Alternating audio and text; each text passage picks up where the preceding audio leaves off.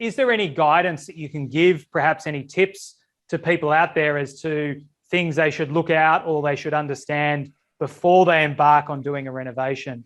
Absolutely, James. It's critical. People just go, I'm going to change this place. And you're going to get yourself into a lot of trouble. Step one, make sure you know what the hell you want. Okay? Don't bring a builder in there and start changing as things start developing. No, rule number one is know what you want. So that's my advice to thing as well. Along with that is, if possible, get it drawn, get an architect or get something so you know what you want, you get it drawn up, which leads to the next thing is make sure you get a contract, get it written out.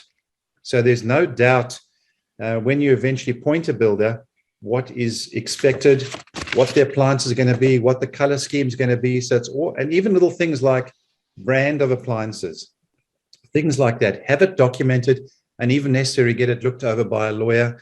So you have these key things. So it's not an open-ended thing. You know what you want, get it drawn up, have a contract in place. Then following that, choose the right builder. So you don't go and you shop around, look who's local, get some references, see if they're a registered builder, see what their track record is. Make sure you don't just go for the cheapest. Make sure you find the right builder. So those are the key things. Know what you want, get it drawn up if necessary, contract it properly, get a lawyer to look over it. And yes, the other key thing is contract and make it quite clear who's doing the planning and building permits. Because you'll get all this stuff done and suddenly everybody's looking at each other saying, well, have you got a building permit? So all those sort of things should be very clearly documented. So it's not open-ended, especially with building, don't have it open-ended. So Greg, would it be fair to say that if you watch The Block, do whatever they do and do the opposite, is it? Exactly. Don't change your mind 10 times through the build. Yep. Get the right tradespeople, yep. Document it, have plans. Don't just draw it on the back of a piece of plaster. You've got to be clear, you've got to be concise, and you've got to document it so it's done. Builders are notorious in this. They will quote on something because you haven't documented clearly, and then later on you make some changes, and that's called a variation, and variations sting big time.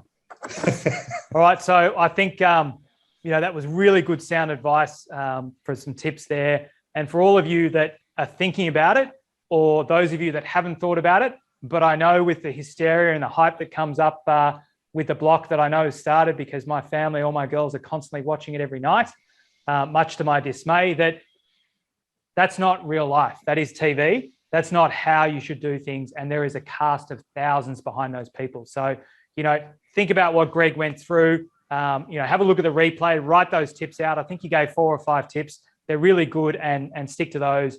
And you should be able to navigate through it without too many nightmares coming out of that.